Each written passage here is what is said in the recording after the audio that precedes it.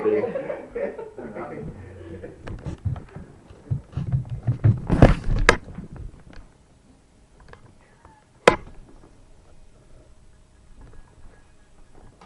glare on there.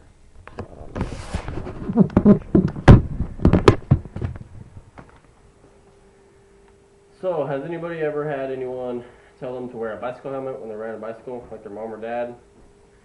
Well, the main reason that you should wear a bicycle helmet is a thing called traumatic brain injuries, also known as TBI.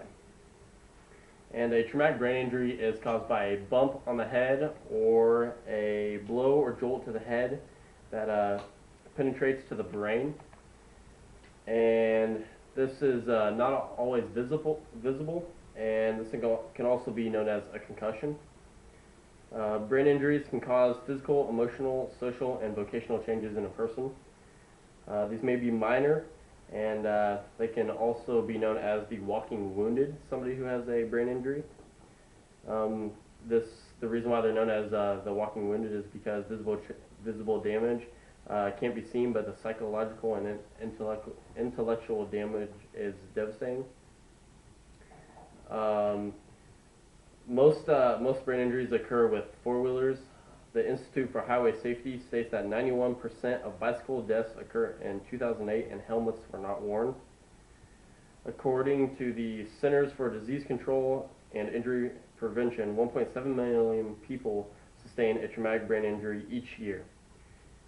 And the leading cause are falls, which is 35.2%, motor vehicle traffic crashes, which is 17.3%, struck by or against events, which is 16.5%, and assaults, which is 10%. Traumatic brain injuries are the leading cause of death and disability in children, adults ages 1 to 44. An estimated 1.6 million to 3.8 million sports-related TBIs occur each year. TBI is a contributing factor to 30.5% of all injury-related deaths in the United States. When a brain injury does occur, a range of outcomes happens. Death, which 52,000 usually die, 275,000 are hospitalized, and 1,365,000 are treated and released from the emergency department. Among children ages 0 to 14 years, TBI results are an estimated 2,685 deaths, 37,000 hospitalizations, and 435,000 emergency department visits. Two main categories of the brain injuries are closed head injury and open head injury. The open head injury is an actual wound to the head from an accident, gunshot, or other factor. When a closed head injury occurs, the brain swells and the brain has nowhere to expand. Usually it occurs with bleeding in the brain as well. The brain swells, and as it swells, the skull it just has nowhere to swell, so it causes massive pain and can result in death.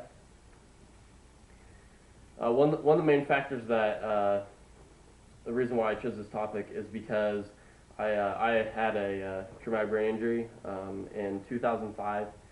I was an 8th grader, and there was a snowstorm for school, and school got canceled, and a couple of my buddies wanted me to go what we call hooding in Kansas, and basically you get on a car hood and it's pulled behind a truck in the snow and you go out in the country.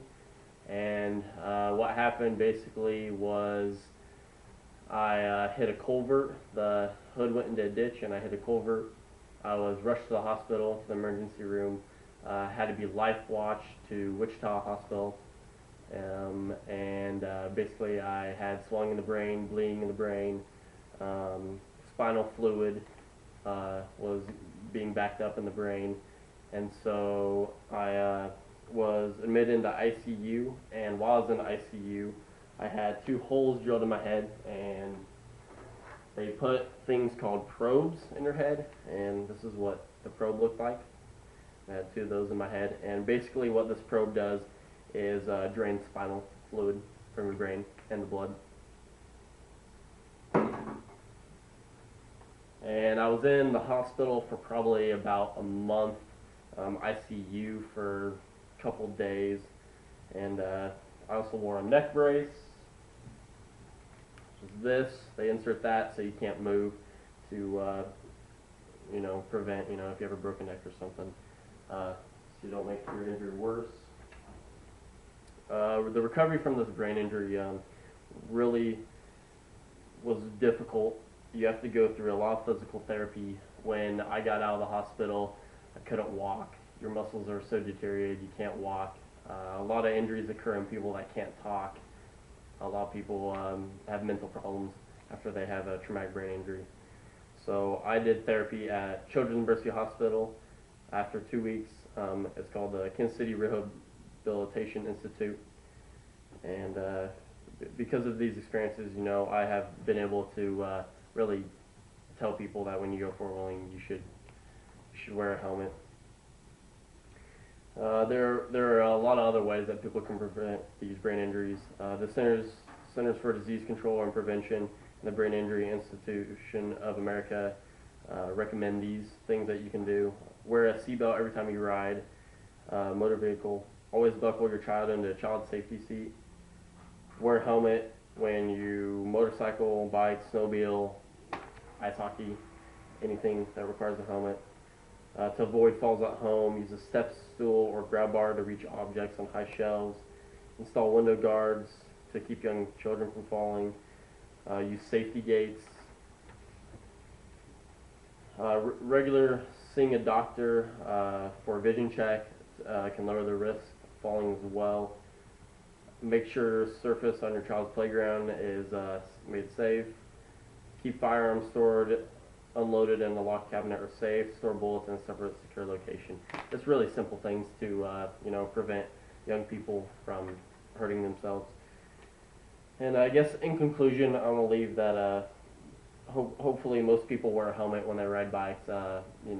People don't view it as a really big deal, but after having a experience when you don't know how bad things can happen over something stupid, you should definitely wear a helmet. And I hope you guys really take this into consideration next time you ride a four-wheeler or ride a bike.